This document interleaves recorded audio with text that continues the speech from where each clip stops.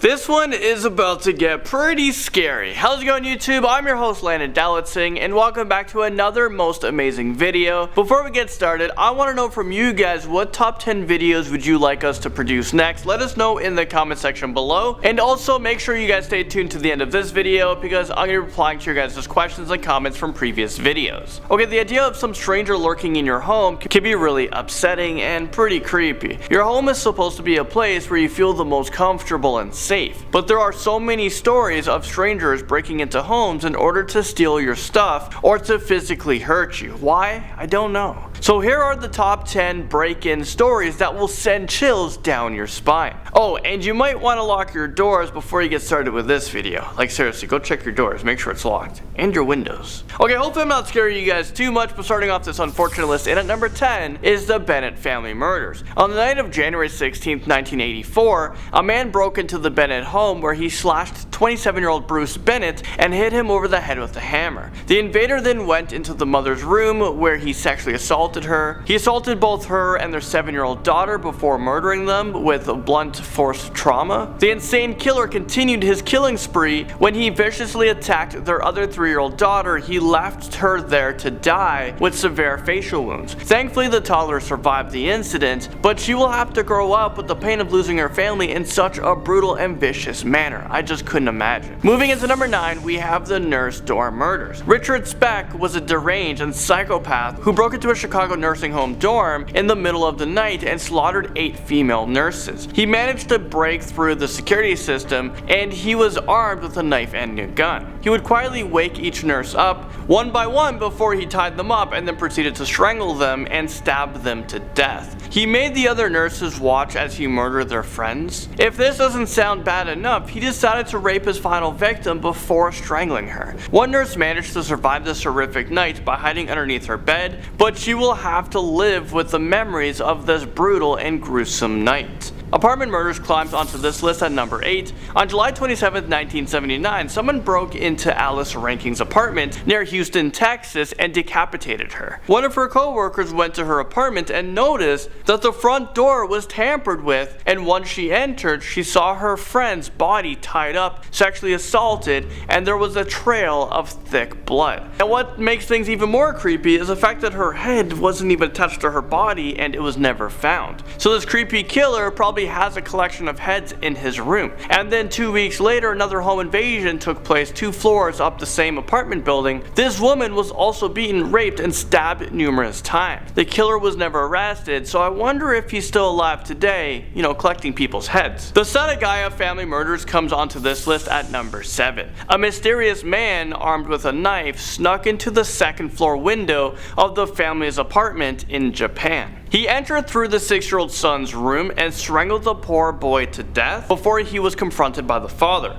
The lunatic managed to stab the father multiple times until he died, but the killer wasn't finished there. He moved into the kitchen, grabbed another knife, and stabbed the mother of the family and her 8-year-old daughter to death. What makes this case even crazier is that after the brutal killings, the murderer stayed inside of the home for several hours. He did some internet surfing and ate some ice cream before he decided to leave the crime scene. And oh yeah, this killer has never been caught. This case is still considered to be open, and there are dozens of investigators working on this case full time. Moving into number 6 on this list is the Caddy cabin murders. On the night of April 11th, 1981, 3 victims were bludgeoned to death in their California cabin. A mother, her teenage son, and their son's friend was viciously murdered inside of the cabin while they were sleeping, and the 4th victim was a 12-year-old girl whose remains were found years later in a nearby cabin. What makes this case even more upsetting is the fact that these murders remain a mystery today. The 3 bodies were discovered by their oldest daughter, and she saw that the bodies were bound with medical tape and appliance wires. They have been stabbed, bludgeoned,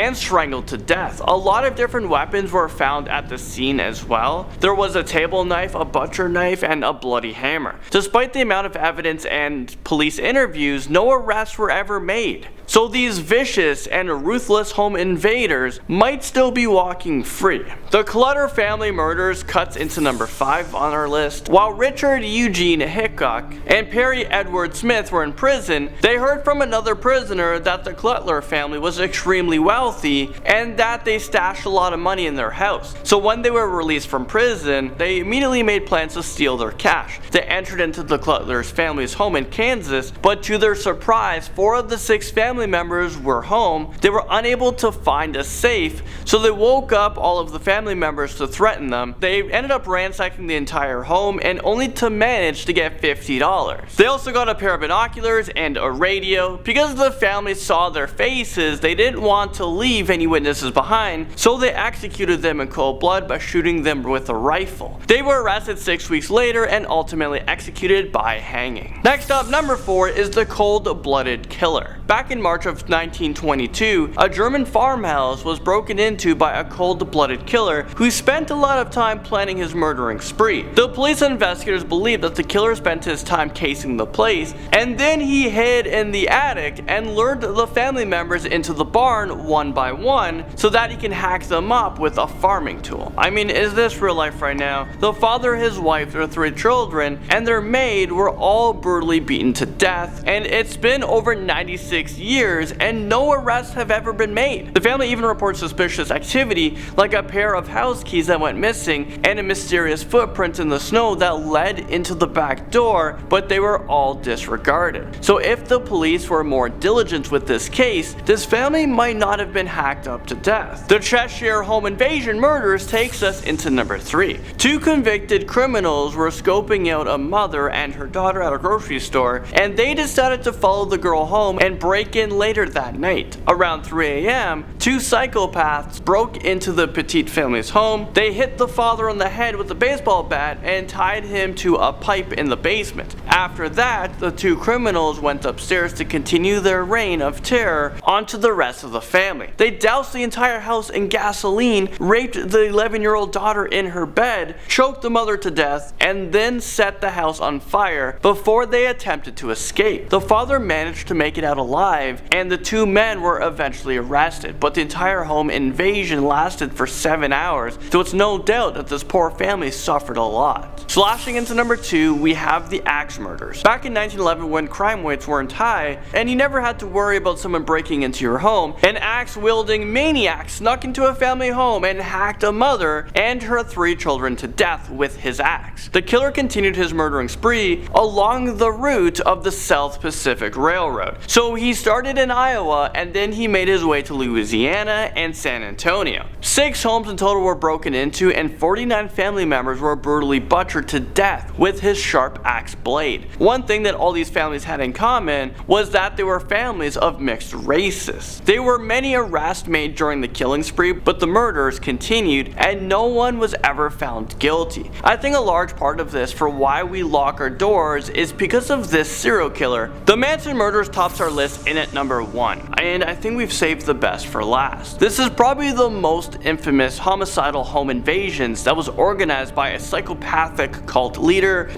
Charles Manson. On the night of August 8th, 1969, Charles Manson ordered 3 of his brainwashed followers to break into the home of actress Sharon Tate and to brutally kill everyone inside of the home. The Manson family murdered 5 people in the home by stabbing and strangling them to death, and then they took the blood and wrote "pig" on the front door as they left. The next night, Charles Manson was not impressed at the sloppiness of the previous night's murders, so he ordered a group of his followers to murder another set of victims. So they broke into the home of Leno LaBianca and his wife and proceeded to brutally murder them. Okay, so that was pretty awful, and you guys have made it to the end of this video, so it is time to reply to you guys' comments from previous top 10 videos. Okay, first we have Tom Carpenter, who said, just going to leave this comment here and hopefully Landon reads it in his next video. Thank you so much for commenting. True Dat says, Landon, you are really pushing the do not sing. I don't think your wife would appreciate the name change. I think she should become Brittany Do Not Sing as well. Poison Ivy says, hi.